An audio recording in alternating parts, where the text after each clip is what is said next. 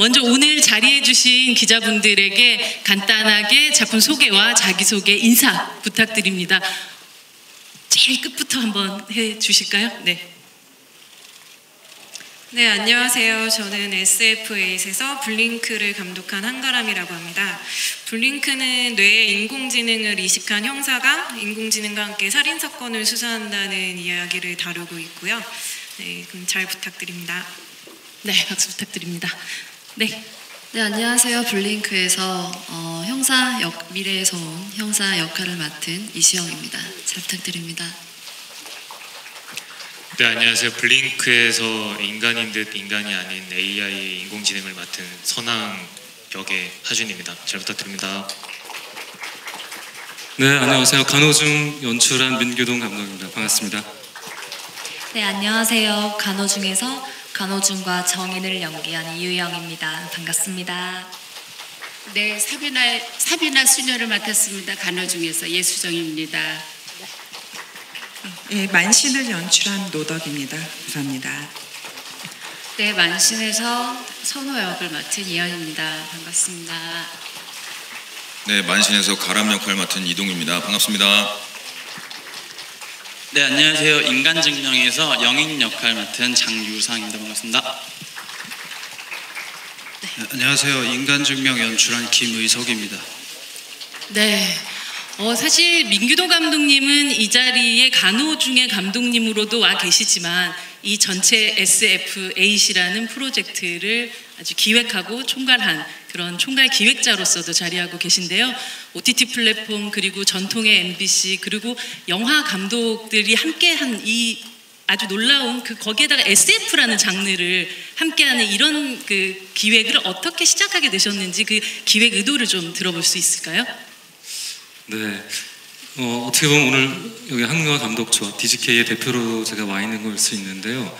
감독님들이 많이 계시고 거기 새로운 도전이나 다양한 영화들에 대한 욕망이 굉장히 큰데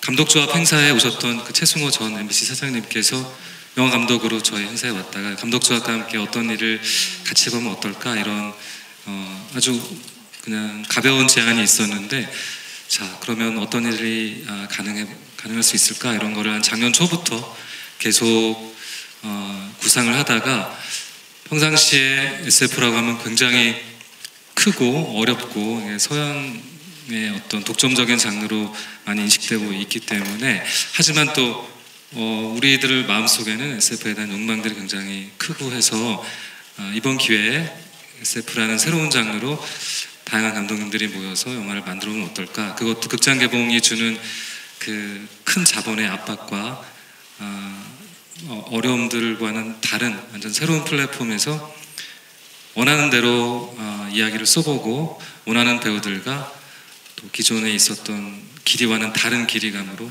새로운 관객들을 만날 수 있는 그런 시도를 해보자라는 것들을 한 1년 반 정도 진행했고 오늘 여기까지 오게 된 것 같아요. 네, 이제 먼저 감독님들에게 한 분 한 분 질문을 좀 드릴 텐데요. 먼저 인간증명의 김미석 감독님, 인간증명이라는 이 제목에서 이미 영화가 품은 질문이 들어가 있는 것 같은데요. 이렇게 어떻게 해서 붙여진 제목인가요? 제목은 이야기를 원작을 먼저 받고 거기서 좀 영감을 얻어서 이야기를 만들던 중에 최승자 시를 읽다가 생존 증명이라는 구절을 봤어요. 그래서 그거를 조금 변형해서 제목으로 하면 좋겠다라는 생각이 들어서요. 그렇게 사용했습니다. 네. 만신의 노덕 감독님, 이 영화 속의 만신은 우리가 흔히 생각하는 여성 무당이 아니라 아주 인공지능 운세를 서비스하는 그런 아주 SF적인 그런 서비스인데요. 아주 주술적이고 그리고 영적인 이 운세라는 것을 이거 과학적이고 미래적인 이 SF랑 접목시키게 됐었던 이유가 어떤 것이었을까요? 어떻게 보면은 과학이 우리 생활 전반을 더 발전시키고 이런 이유도 있겠지만은 세상의 어떤 미스테리를 푸는 것도 어떤 과학이 지향점 중에 하나인 것 같아요. 그래서 아직 풀리지 않은 어떤 그 의문들, 꼭 그런 그 운세나 이제 이런 걸 떠나서 뭐 예를 들면 뭐 사후세계나 되게 영혼이나 되게 많은 것들이 있잖아요. 아직 풀리지 않은 많은 것들이 있는데 그런 것들도 지금 과학적인 접근을 하고 실제로 어떤 계속 그런 것들을 이제 밝혀내려고 노력을 하고 있는 것들이기 때문에 그렇게 크게 그 멀지 않은 소재라고 생각을 했거든요. 이런 운세랑 과학이나 뭐 미래적인 이런 것들이 그렇게 반대되는 개념은 아닌 것 같다라고 생각을 해서 시작하게 됐습니다. 과학이 풀어내지 못한 아직까지 미스테리의 영역을 이런 운세와 또 접목시켜 나가는 그런 SF 영화를 만들어 주셨군요. 간호중의 민규동 감독님, 사실 간신이나 헛스토리를 통해서 이미 이유영 배우, 예수정 배우와는 함께 만났었던 그런 경험이 있으신데요. 근데 시대도 다르고 굉장히 질감도 다를 법한 이 작품을 하면서 다른 장르를 통해서 이 배우들을 다시 만나시면서 카메라에 담았을 때 느꼈던 어떤 새로움 같은 것들이 있으셨을 것 같아요. 감독님? 그러게요. 새로운 장르로 만났는데 사실 예수정 선배님은 작품 과정 속에서 굉장히 원칙적이고 뭐랄까 중심이 딱 잡혀있는 어떤 세계관에 있어서 정말 남다른 어떤 영역이 있다라는 걸 느꼈었고 이번 영화에서도 그런 흔들리지 않는 신념을 가진 어떤 인물로 초대해서 그 인상들을 더 강하게 표현해보고 싶다 이런 생각이 들었었고요. 다행히 초대에 응해주셨고 또 이유영 배우는 눈동자가 독특하잖아요. 네. 그러시죠. 네. 원래부터 좀 이렇게 오래 바라보면 좀 신비스러운 느낌이 있었는데 이 영화 속에서 그냥 보통 사람과 AI 두 가지 역할을 동시에 해내거든요. 그래서 평상시에 보이는 면과 또 우리가 좀 신비스럽게 느끼는 면, 그 두 가지 면을 같이 잘 표현해주면 좋겠다고 생각했었는데 그 어려운 1인 2역들을 잘 소화해낸 것 같아요. 블링크의 한가람 감독님, 전작에서는 인간의 몸, 우리 아워 바디에 대해서 탐구하셨었는데 이번 이 영화에서는 사실 인간의 판단이나 감이 기계의 예측, 그 정밀한 예측이 더 정확해지는 그런 시대에서 블링크를 통해서 어떤 이야기를 또 전달하고 싶으셨는지가 궁금합니다. 우선은 인공지능이 사실 이미 일상 속에 굉장히 많이 들어와 있다고 생각을 했었고 그럼 앞으로 사람과 인공지능은 어떻게 교류하면서 살게 될까를 상상을 해봤었고요. 블링크는 일단 고참인 형사와 신참 형사의 버디물 형식을 띠고 있는데 거기에 이제 신입이 인공지능이라는 SF 설정을 가져왔고 일단 형사인 지우는 좀 인간적으로 더 복잡한 감정을 가지고 있고 복합적으로 생각하고 판단한다면 어떻게 보면 인공지능은 프로그래밍이 된 대로 행동을 하니까 처음에는 그게 좀 갈등을 일으키기도 하다가 서로가 서로를 통해서 뭐 학습을 하기도 하고 인공지능에 대해서 다시 생각해 보기도 하고 좀 변화하는 과정을 같이 담으려고 했습니다. 이번에는 배우분들에게 질문을 좀 이어가겠는데요. 블링크의 이시영 배우님과 또 하준 배우, 또 이시영 배우님 같은 경우는 이 블링크를 촬영을 하면서 인간 배우로서의 자신의 감과 이런 느낌에 대한 믿음이 더 공고해졌는지 혹은 발전하는 이 기술과 시스템에 대한 놀라움이 더 커지셨는지 이 작품을 통해서 어떤 느낌 받으셨는지가 궁금합니다. 네, AI에 대한 놀라움을 느낀 거는 당연한 것 같고요. 지금도 뭐 일상 속에서 그렇게 생각을 하고 있는데 저희 드라마를 관통하는 주제인 거랑 제 생각도 같은 것 같아요. 결국 어떻게 좋아해 나가야 되느냐의 문제이고 그걸 또 어떻게 풀어나가는지에 대한 감독님의 생각들이 저도 너무 많이 와닿았었고 그런 부분에서 저는 사실은 아직도 이제 저의 감을 믿는 편이고 아무리 좀 발전되어 가도 아날로그적인 거에 좀 더 애착이 가는 편인데 이렇게 블링크 함께 하면서 조금씩 생각이 바뀌어가는 것 같기는 해요. 감독님이랑 많은 대화를 통해서 약간 저희는 긍정적인 측면으로 바라본 드라마거든요. 그랬을 때 이렇게 할 수 있다면 훨씬 더 편리하고 재미있고 그다음에 감동을 받을 수도 있겠다. 저도 그렇게 생각하면서 또 즐겁게 촬영했습니다. 뭔가 평화로운 공존을 택하신 셈이군요. 하준 배우님, 이 영화 속에서 인공지능 선왕이라는 캐릭터를 연기를 하셨는데 어떻게 해도 그래도 인간이잖아요. 배우 하준 배우는 네. 어쩌면 이 프로그래밍된 이 로봇이랄까 인공지능을 데이터를 그 바탕으로 한 인공지능을 연기해야 하는 인간 배우로서의 어려움 어떤 것들이었나요? 사실 그 사전에 감독님과 캐릭터에 대해서 서로 연구하면서 토론 같은 걸 하면서 했던 건데 인공지능이라고 해서 꼭 어떤 성격이나 이런 게뭐 딱딱하게 정리되어 있거나 그런 걸 좀 풀어놓는 게 어떠냐고 말씀을 드렸었어요. 그래서 뭐 그 흔히가 인공지능은 이래야 될 거라는 그런 생각 자체를 일단 제일 안 했고요. 캐릭터적인 거는 성격은 제 평소의 성격과 제일 좀 많이 닮아 있는 것 같아요. 선왕이 그냥 좀 털털하고 발랄하고 뭐 좀 그런 편이어서 연기할 때는 사실 어렵지는 않았습니다. 그냥 저답게 하자가 제일 포인트였던 것 같고요. 그 와중에 인공지능으로서 좀 배워나가는 부분들이나 뭐 AI적인 모습을 표현해야 되는 것들은 감독님께서 또 굉장히 섬세하게 다 잡아주셔가지고 그런 거는 전혀 어려운 것은 없었습니다. 예. 네, 간호중의 이유영 배우는 독특하게 또 두 개의 역할을 또 연기를 하셔야 됐었는데요. 하나는 또 간병 로봇이고 또 한 명의 캐릭터는 긴 시간 병석에 누운 어머니를 오랫동안 간호하면서 사실 정작 본인이 간호가 필요한 그런 상황의 인물을 연기를 했어요. 우리 김병의 효자 효녀 없다라는 그런 이야기도 나오는데 영화를 찍으시면서 나라면 하는 그런 질문들을 굉장히 많이 하셨을 것 같다는 생각이 들었는데 어떠셨나요? 네, 정인의 그 마음을 이해하는 게 사실 저는 로봇 연기하는 것보다 더 어려웠어요.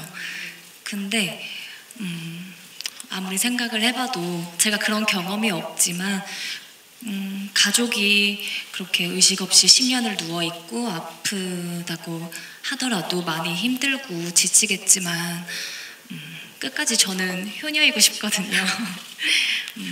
절망적인 상황이 있을 수도 있지만 그렇게 극단적인 생각까지는 안 할 것 같더라고요.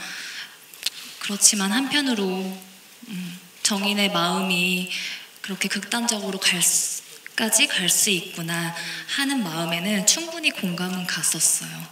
네. 예순영 배우님 마스크를 살짝만 조금 내려주시면 더 감사하겠습니다. 네.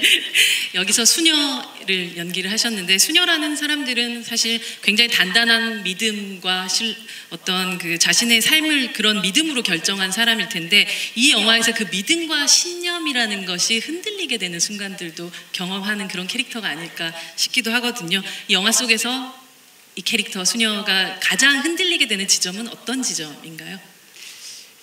네, 수녀님들 그 카톨릭교에서 가장 강력하게 해서는 안 되는 즉 이 생의 오고감은 오직 주님의 일이다.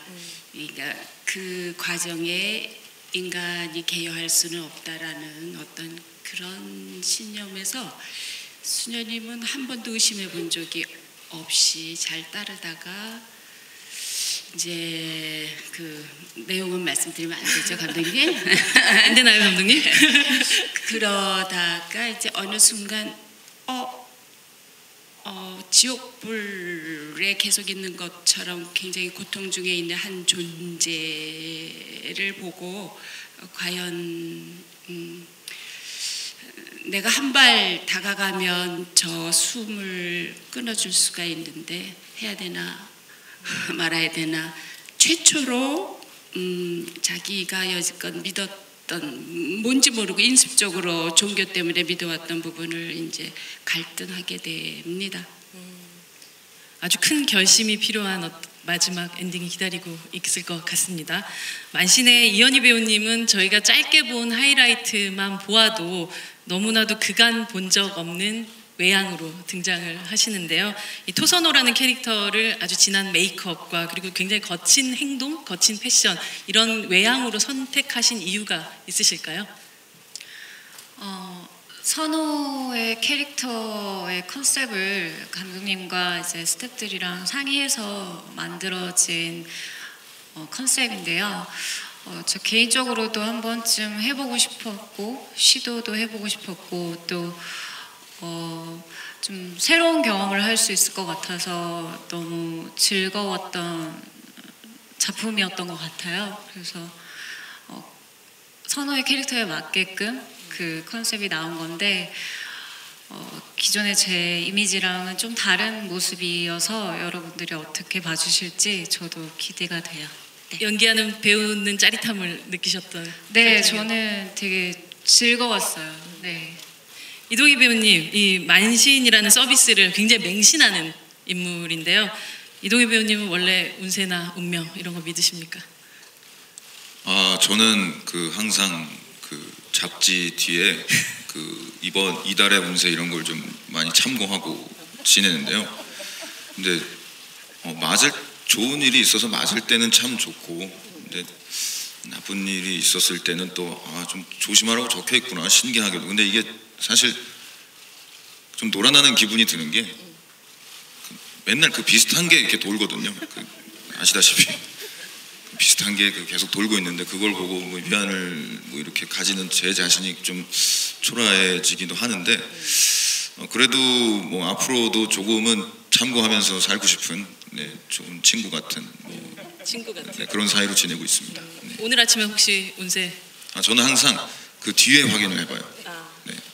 오늘이 지난 이후에요? 네, 시작 전에 이걸 확인하면 굉장히 좀 마이너스인 상태에서 시작을 하게 되기 때문에, 그래서 좀 다 지나고 한 달이 지나고 한번 이렇게 다시 보도록 하겠습니다. 7월 말에 확인해 보도록 하겠습니다. 이 영화가 또 이 작품이 개봉되고 여러분들에게 만나짐을 당한 이후에 한번 확인해 보도록 하겠습니다. 네. 인간증명의 장유상 배우님, 이 자리에 사실 함께 하시진 못했지만 엄마 역의 문소리 배우와 또 협업을 하면서 이 인간 배우 정말 대단하구나 느꼈던 어떤 순간 같은 게 있으세요?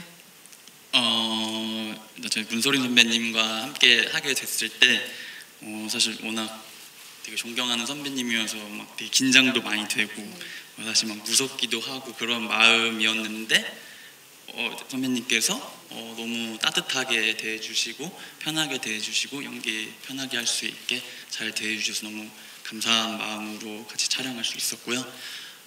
같이 연기하면서는 선배님 연기하시는 거를 이렇게 상대방으로서 보면서 혹은 모니터 할 때 선배님 연기하시는 모니터를 보면서 되게 저도 뭔가 울컥하는 순간들도 많았고 뭔가 되게 소름 끼치는 순간들도 많았고 정말 너무 잘하신다 이런 생각들도 많았고 하여튼 저한테는 너무 값진 경험이었습니다.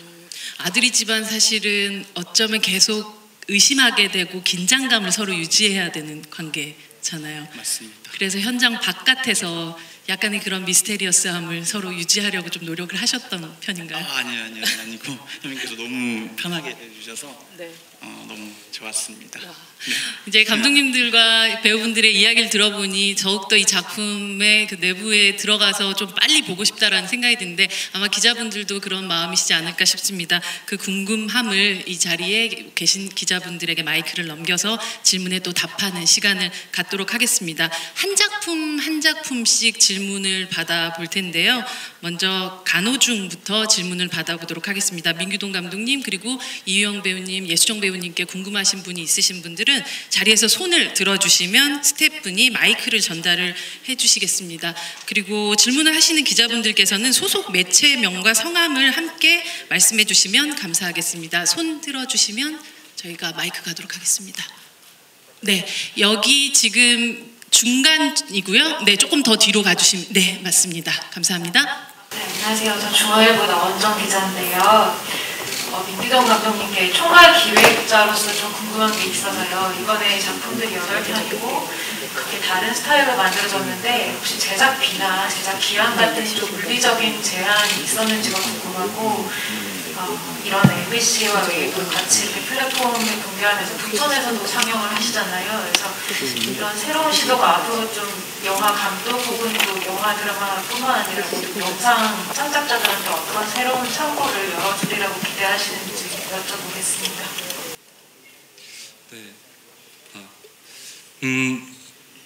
전체 8편의 제작비가 사실 지금 상업영화, 작은 영화 한 편에도 못 미치는 굉장히 좀 어려운 조건의 제작 환경이었었는데요.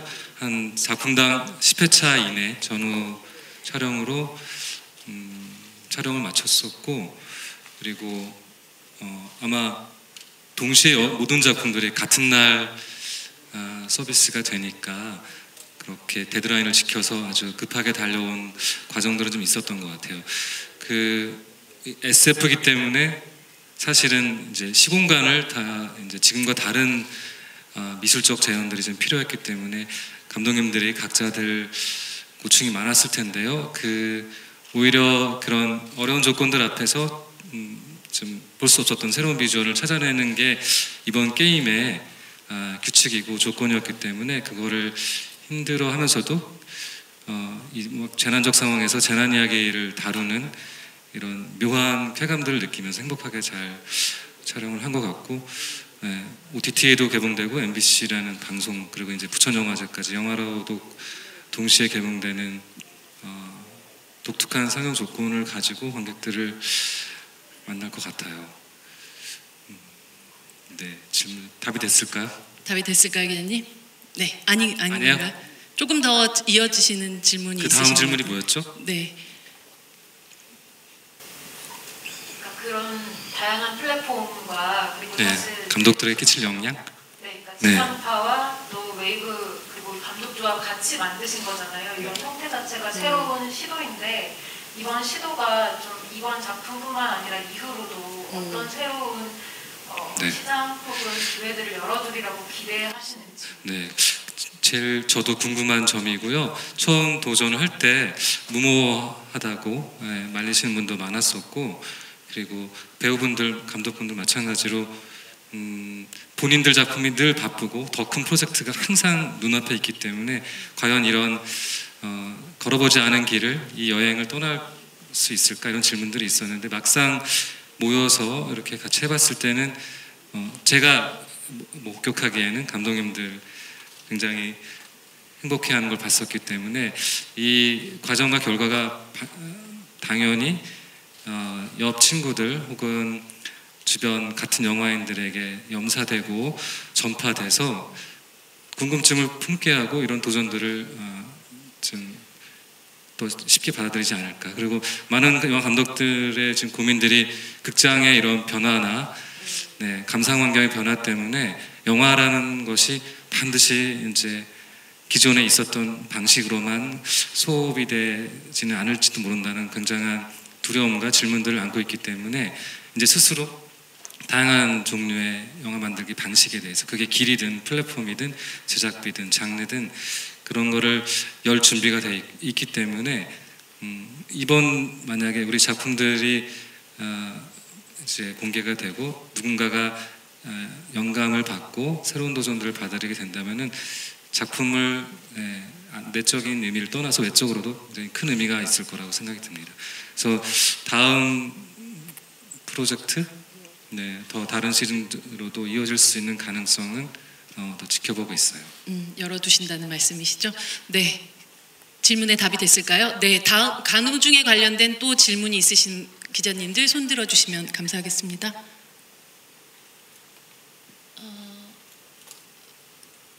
질문 있으신 분? 네. 지금 저희가 잘 안 보이나? 네. 네, 이 그 간호중 같은 경우는 그 정말 인간보다 더 인간적인 간병 로봇이라는 그 소재를 또 다루고 있는데, 아무래도 간병 로봇을 연기하셨던 이용 배우님께서는 인간적인 것이 무엇일까에 대한 생각을 좀 하셨을 것 같아요. 인간적인 것이 무엇일까? 네. 로봇이 아닌. 인간적인 것이요? 네.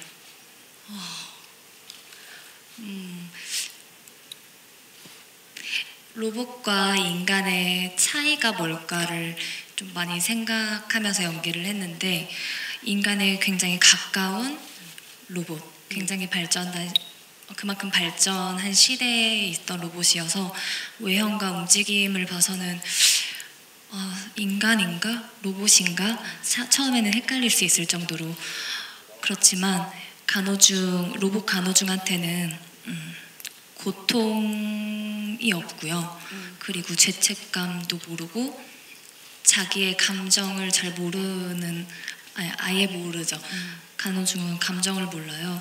그래서 인간적인 곳은 생각하고 또 욕망도 있고 거기서 나오는 그런 감정들을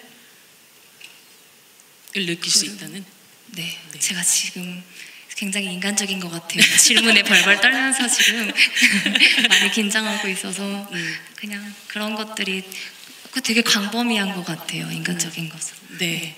간호 중에 더 질문이 있으신 기자님들이 없으시다면 저희 이제 만신팀의 질문을 받도록 하겠습니다. 만신팀에 관련된 질문 있으신 분 손 들어주시기 바랍니다. 저희 제일 뒤쪽에 가운데입니다. 저기 예, 맞습니다.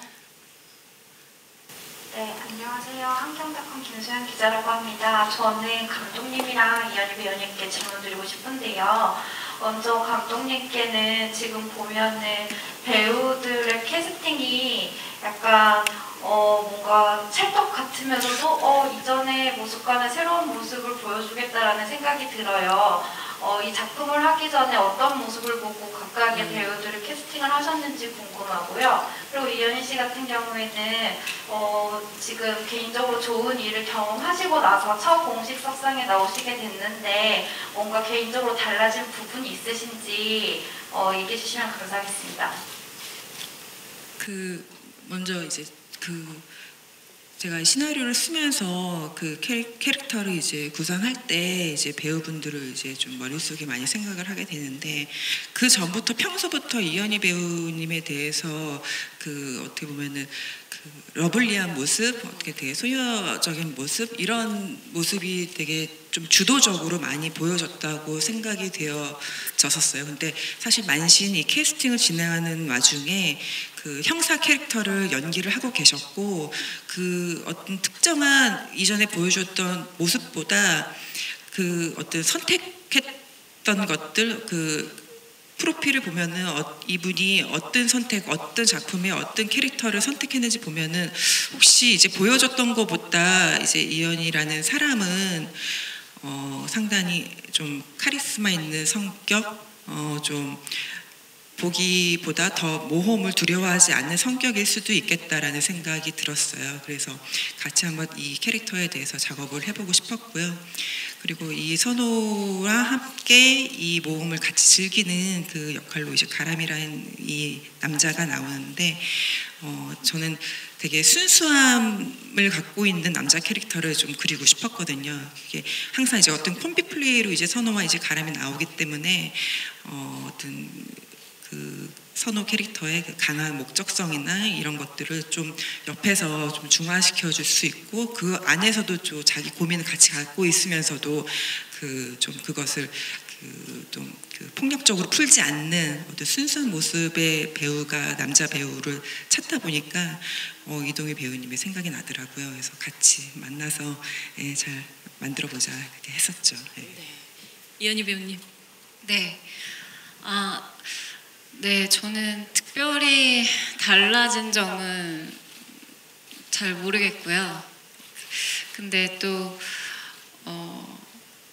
여기 오기까지 오늘은 또 좀 긴장이 되기도 했어요. 또 저의 어떤 변화가 있었기 때문에. 그렇지만 늘 똑같이 변함없이 좋은 배우로서 또 좋은 모습을 보여드리고자 열심히 노력하겠습니다. 네. 새로운 작품을 보여주실 때는 항상 또 떨리고 기대되고 그런 것들이 맞아요. 교차하시죠? 네. 저 여기 있습니다. 네. 감사합니다. 김종희 기자라고 합니다. 이현희 씨한테 질문이 있는데요. 아까 감독님이 말씀하셨듯이 전작에서 좀 더 게임에서 형사로 좀 카리스마 있는 역할을 하셨는데 그런 경험들이 전작의 경험들이 많이 도움이 됐을지도 궁금합니다. 네. 죄송합니다. 마지막에 질문을 잘 못 들어가지고요. 네, 전작의 경험들이 어떻게 또 이번 작품에 도움이 되었는지. 근데 좀 선호는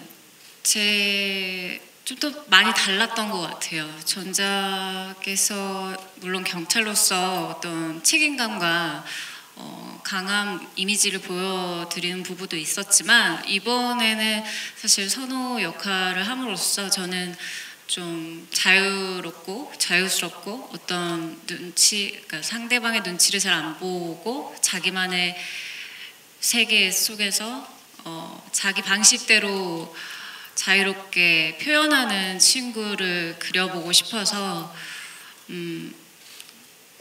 되게 재밌게 촬영했던 것 같아요. 네. 네, 또 질문 있으신가요? 네. 이동희 배우님, 이번 작품 같이 또 이야기하면서 굉장히 평소 때 다른 영화 현장에선 좀 안 나올 법한 어떤 질문들 같은 것들을 감독님과 또 함께하는 동료와 많이 나누었을 것 같다는 생각이 들거든요. 왜냐하면 이것은 근미래를 배경으로 하고 있기 때문에 그 조금은 뭐 낯선 이 공간에서의 연기는 좀 어떤 다름을 배우에게 또 주었는지가 궁금합니다. 우선 SF라는 장르를 저도 처음 이렇게 접해 보다 보니까 근데 개인적으로는 어쨌든 사람 사는 얘기는 다 똑같구나. 이게 뭐 시대건 어떤 그런 상황이 주는 어떤 그런 색깔들이 분명히 있겠지만 결국에는 다 사람 사는 이야기를 우리가 하고 있구나라는 생각이 들어서 굉장히 좀 멀지 않게 느꼈고, 그리고 이제 의상 수급이나 이런 것들을 좀 이제 광장시장이나 이쪽에서 좀 찾아봤는데 오히려요? 네. 광장시장이 SF구나 이런 그 자체가 SF구나 이런 생각도 들었고, 그냥 그런 것들이 과거와 미래를 이제 관통하는 뭐 여러 그런 느낌을 많이 줬던 것 같아요. 그러니까 결론적으로 하고 싶은 얘기는 관통하는 그런 이야기 속에 있구나라는 걸 좀 많이 느꼈던 것 같습니다. 네. 네, 그렇다면 이어서 블링크 팀 질문을 받도록 하겠는데요. 한가람 감독님, 이시영 배우, 하준 배우님께 궁금한 점 있으신 분 손들어 주시기 바랍니다. 한가람 감독님, 작업을 하시면서 가장 뭔가 참고하셨던 어떤 작품이나 레퍼런스 같은 것들이 있으셨나요? 우선은 사실 한 가지 특정 작품을 많이 참고했다기보다는 되게 골고루 봤었던 것 같아요. 일단 미래의 경찰이기 때문에 지금 경찰들이 가지고 있지 않은 기술들도 많이 사용을 하는데, 그런 면에서는 SF 영화나 아니면 SF 드라마 같은 경우도 많이 참고를 했었고, 또 일단은 버디물의 형식을 갖추고 있기 때문에 형상화 버디물의 영화도 많이 참고를 했었던 것 같습니다. 두 배우님들은 이 SF라는 장르의 매력이 무엇이다라는 느낌을 이번 작품 끝나고 나서 좀 더 느끼신 부분이 있으신지 궁금하네요. 하준 배우님? 상상하는 대로 좀 제약 없이 펼칠 수 있는 것 같아요. 어떤 이래야 되잖아라고 보통 사람들이 행동을 하거나 어떤 부분에 있어서 이래야 되는 거 아니야 하는 부분들이 있잖아요. 그런 것들을 스스로 제약할 수 있는데 SF니까 이럴 수도 있는 거 아니야? 그렇게 다르게 생각할 수 있었던 것들이 좀 더 재밌고 창의적으로 작업할 수 있게 됐던 것 같습니다. 상상력의 폭을 아주 넓혀주는 그런 장르였었군요. 이시영 배우님은 어떠셨어요?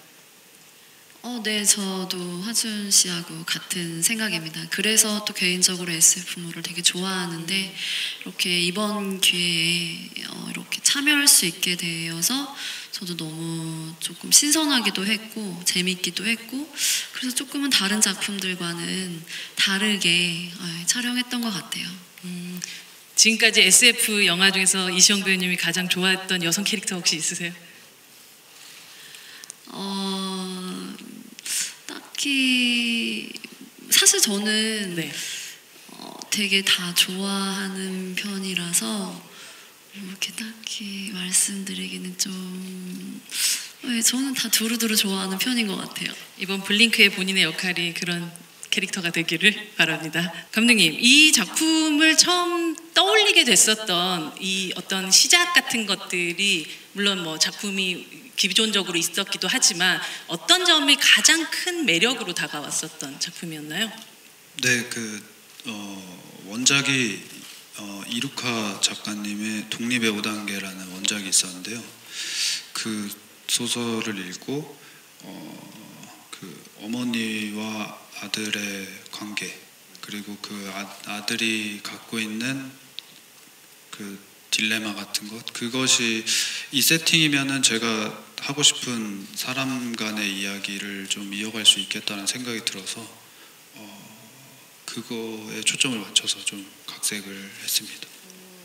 사실 인공지능을 다루었던 작품들이 역사가 굉장히 깊잖아요. 어떤 SF 장르 안에서도 이 인간증명이란 작품이 지금까지의 뭔가 인공지능을 소재로 한 작품과의 차별점이 있다면 가장 큰 차별점은 어떤 것이 있을까요? 보시면 이게 SF인가? 그 어떤 의미죠? SF인가는 어떤 의미일까요? 싶을 정도로 뭐 AI 안드로이드를 연기하거나 우리는 그런 설정을 갖고 있지만 이 장유상 배우님이 연기해주신 그 영인이라는 캐릭터 그 인물이 뭔가 SF적인 연기를 하지 않고 그냥 인간적인 연기를 합니다. 그래서 계속 보시면은 지금 이 배우의 상태가 그 어머니의 시선으로 계속 보시면 문소리 선배님이 연기해주신 그 가헤라 역할의 시선으로 보시면 이 아들의 상태는 내가 그 낳은 아들의 모습인 건지 아니면 그 의문의 죽음 뒤에 내가 다시 살려낸 안드로이드의 모습인 건지 뭐 이거를 오히려 더 혼동스럽게 할 수 있지 않을까 생각을 해서 그런 부분을 최대한 배제하고 인간적이고 뭔가 자연도 많이 나오고 뭐 이런 비주얼을 택해서 이것이 SF인가 의심이 갈 정도로 본 적 없는 SF를 만드셨던 것이죠. 본 적 없는 건 아닌데 네, 약간 그렇습니다. 네. 장유상 배우님은 감독님께서 말씀하셨던 것처럼 실제로 문소리 배우가 바라보는 이 캐릭터는 굉장히 모호한 부분들이 있는데 본인 안에서는 그 모호함을 약간은 해결하면서 연기를 하셨는지가 궁금합니다. 아까 감독님께서 말씀하신 것처럼 이제 어떤 인공지능 AI를 연기하면은 어떻게 뭐 사람과 다른 어떤 부분들이 있어야 되지 않을까라는 얘기를 미팅 초반부터 되게 많이 했었는데 결국에는 그 부분은 아예 생각하지 않고 제가 아니고 그 영인이 AI 영인이 그 엄마에게 느끼는 감정, 지금 상황에서 느끼는 감정, 그리고 그 죽은 영인에 대한 감정, 그것만 생각하면서 연기했던 것 같아요. 특별히 뭔가 더 AI스럽게 연기를 한다기보다는요. 아주 궁금함이 뭉게뭉게 솟아나는 그런 작품들인 것 같습니다. 혹시 제가 아까 전에 좀 타이밍을 놓쳐서 네. 민규동 감독님께 질문을 좀 드려도 괜찮을까요? 네, 민규동 감독님 괜찮으시겠습니까? 네, 괜찮으시답니다. 네, 감사합니다. 조선일보 손호영 기자라고 하는데요. 이번에 넷플릭스 통해서 서비스됐던 그 블랙미러라는 그런 작품하고 굉장히 비교해서 많이 기대가 되고 한국판 블랙미러 이런 이야기도 나오는데 혹시 그 작품도 참고를 하셨는지 그리고 하셨다면 좀 어떤 부분에서 좀 차별점이 있는지 그런 것도 궁금하고요.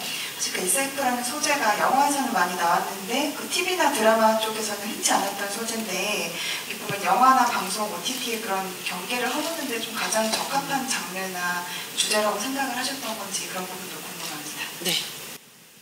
네, 블랙미러는 좋아하시는 분들, 보신 분들 많이 계실 텐데요. 블랙미러에서 준 영감은 한 50분 전후의 이야기라는 단편 영화도 아니고 장편 영화도 아닌 우리가 잘 익숙하게 경험하지 못하는 서사 구조가 우리가 좀 새롭게 찾아볼 수 있는 미드폼의 이야기 구조일 수 있겠구나 이런 지점이 있었고 8개 우리 원작들은 이번에 뭐 플랫폼도 좀 다양하지만 좀 더 교류하고 싶었던 거는 SF 문학인데요. 영화보다 물론 만들어지는 구조가 훨씬 쉽기 때문인지 모르겠지만 지금 이제 20, 30대 많은 젊은 작가들 중에 SF를 쓰지 않는 작가가 거의 없을 정도로 이제 한국적인 게 무엇인가, 인간적인 게 무엇인가, 우리는 어떻게 살아야 되는가 이런 질문들을 SF라는 새로운 장르적 구조 속에서 많은 질문들을 던지고 있었고 그게 한 10년 동안 정말 많이 쌓여 있었기 때문에 그 문학적 에너지를 영화와 함께 결합시키는 지점 그 지점을 또 중요한 시도로 고민했었기 때문에 그 다음에 감독님들이 또 다르죠. 블랙미러는 작가가 거의 한 사람이 같은 세계관으로 거의 다 비슷하게 이어가니까 이마에 이제 점 하나 붙이고 뭐 모든 걸 다 보는 어떤 뭐랄까 그렇게 화려한 스펙타클을 보여주지 않으면서도 SF가 일상 속에 자연스럽게 묻을 수 있는 그 지점의 맥락들은 우리도 비슷하게 들어와 있겠지만 감독님들이 각자 다르고 원작들이 각각 다른 화두들을 던질 수 있게 제가 그 차별점들을 잘 찾아놔서 넷플릭스랑은 좀 더 다르게 더 뭐 호불호를 경험할 수도 있고 또 다양하게 취향에 맞게 작품 골라 볼 수 있지 않을까 그렇게 생각이 듭니다. 지금 보니까 이 네 작품도 다 네. AI라는 카테고리 안에서 같이 있는 것 같은데요. 그 AI의 구현 방식이 다 달라요. 그러니까 아마 같은 화두를 놓고도 그렇게 다양하게 표현된 지점들을 보면 이제 블랙미러하고는 차별점이 있지 않을까 그런 생각이 듭니다. 어떤 새로운 어떤 이 플랫폼에 대한 이야기도 질문을 또 해주셨던 것 같은데요. 그냥 다시 한번 조금 더 정리를 해주실까요? 네.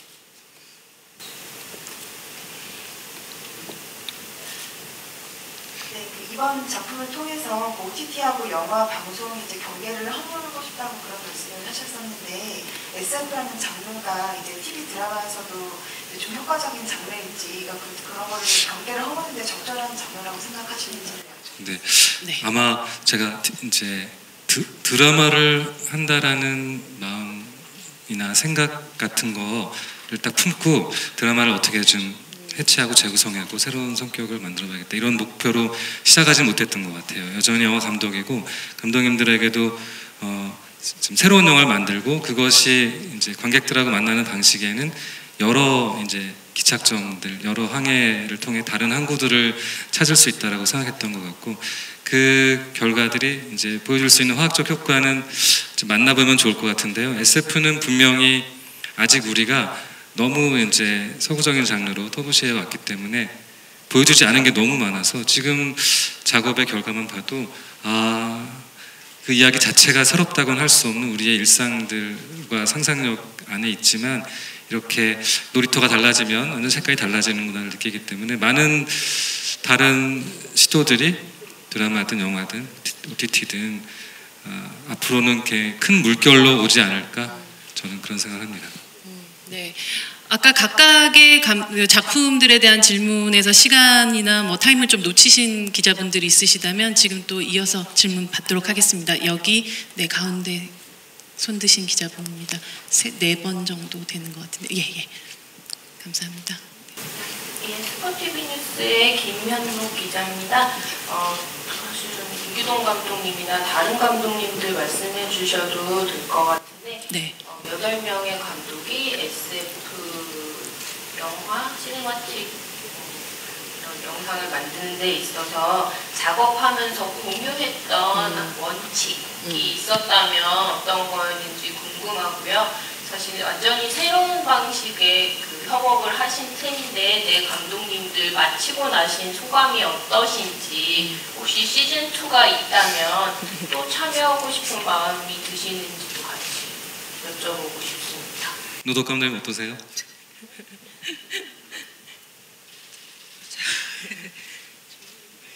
처음에 함께 공유하셨던 어떤 원칙 같은 것들이 있으신가요? 네. 원칙은 제가 알기로는 일단 같은 예산 안에서 진행이 된 걸로 알고 있고요.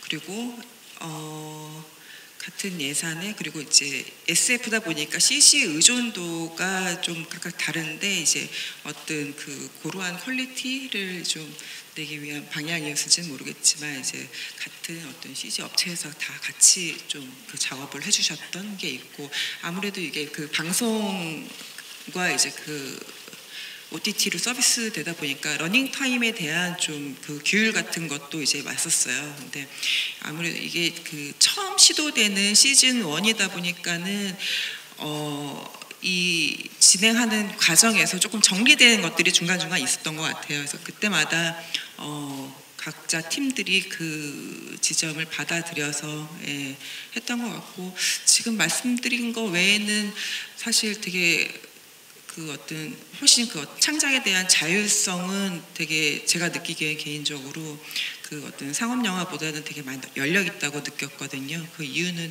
사실 그 상업 영화 같은 경우에는 어떤 굉장히 많은 이해관계가 들어오기 때문에 어떤 그 시나리오 과정부터 어떤 감독의 어떤 창작성에 대한 그 좀 그 100% 이제 그 지지를 받지는 못한 상태에서 작업을 하게 되는데 SFA 같은 경우에는 거기에 대한 어떤 그 아무런 이제 그 묻지 않고 이제 그 감독이 하고 싶은 대로 이제 무조건 지지를 해준다 이제 이런 것들이 있었기 때문에 저도 되게 즐겁게 작업을 했고요.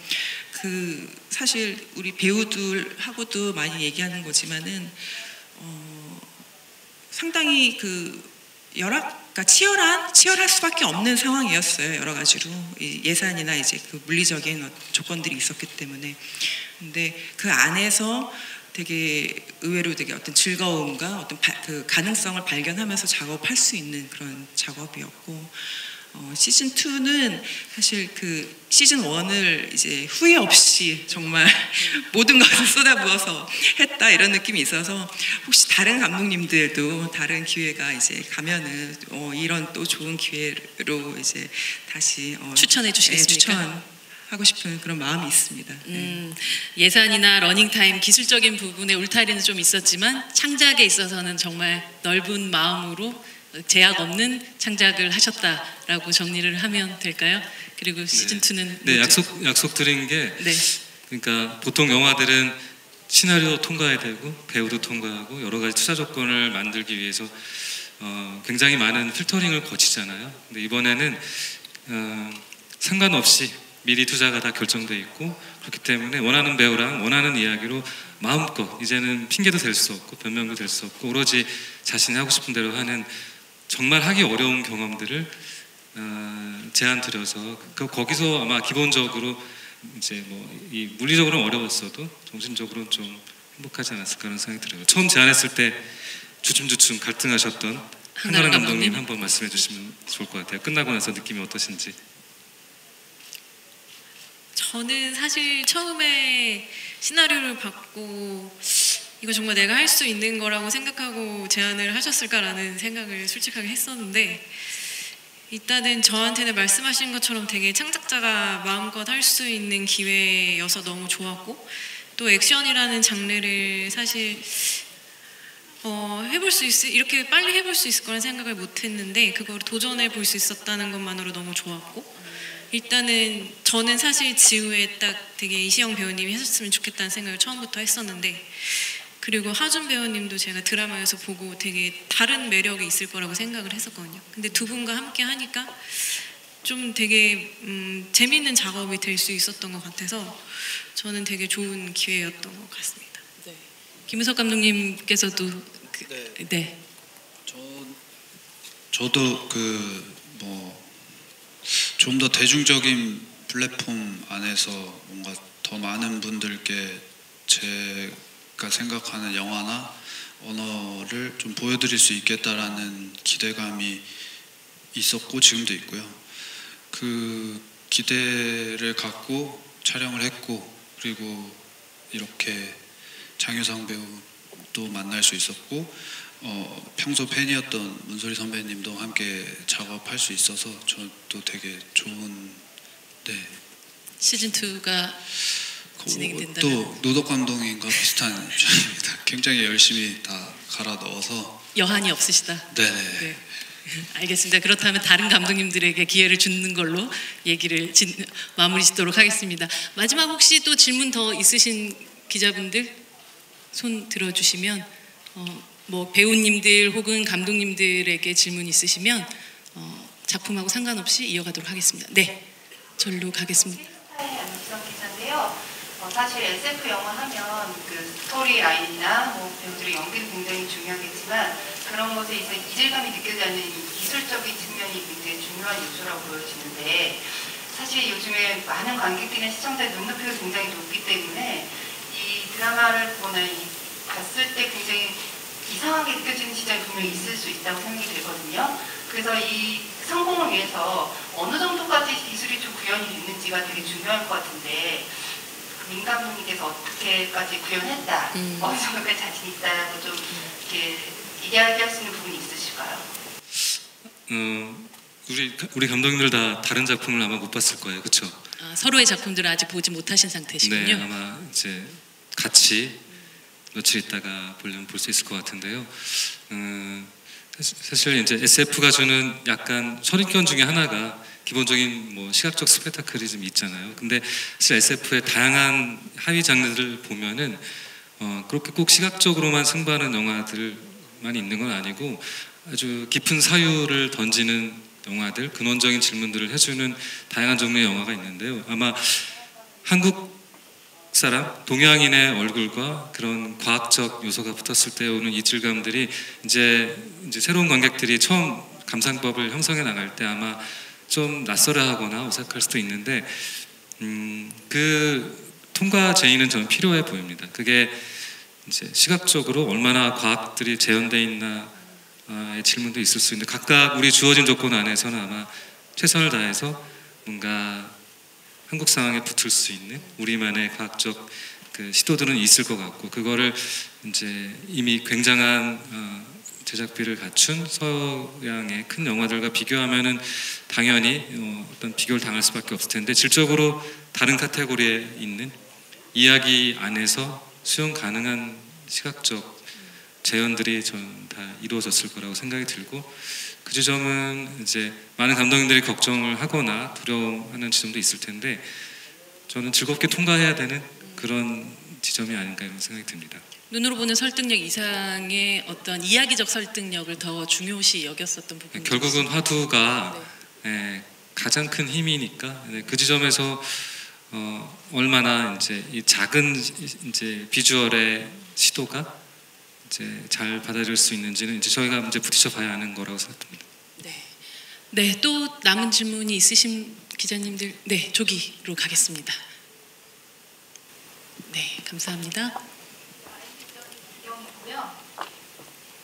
지금 이 작품들이 웨이브랑 MBC 두 군데에서 보여지게 될 텐데 각 작품별로 러닝타임이 조금 차이가 있지 않을까 생각이 되긴 하거든요. 아까 말씀하시는 중간에 각자의 러닝타임을 제한을 하셨다고 하지만 결국 완성된 편집본은 약간의 차이가 있을 것 같긴 하고 그래서 웨이브에 반영되는 작품별 러닝타임과 MBC에서 보여지는 러닝타임이 차이가 있을 것인지 그래서 각각의 시간이 차이가 있다면 편집되는 포인트도 좀 다를 것 같은데 그런 점을 좀 자세하게 들어보실래요? 네. 민규동 감독님께서 다시 설명을 해주셔야 될까요? 각각 감독님들께서 원래 계획은 이제 웨이브에는 MBC랑 다르게 이제 등급에 대한 제한도 없고 길이에 대한 제한도 없고라는 조건들을 감독님들에게 제안을 드렸었고, 근데 지금 우리가 가진 조건 안에서는 지금 웨이브와 MBC는 같은 버전, 같은 길이의 버전이 나가고요. 그거라도 최선을 다해 표현하려고 애썼던 것 같아요. 그래서 각각 아마 감독 버전으로 좀 더 다른 긴 길이의 이야기를 구상하고 있는 감독들은 있을 수 있는데 일단 두 서비스는 같은 각각의 버전이 작품들이 나가요. 러닝타임이 어느 정도 50분 전후로 거의 비슷한 것 같아요. 완전히 그 프레임까지 딱 정확히 일치하진 않는데요. 시간대는 거의 비슷하게 맞췄어요. 50분 전후의 러닝타임으로 해서 웨이브와 MBC에서 서비스 되는 것은 거의 같은 버전이라고 보시면 될 것 같습니다.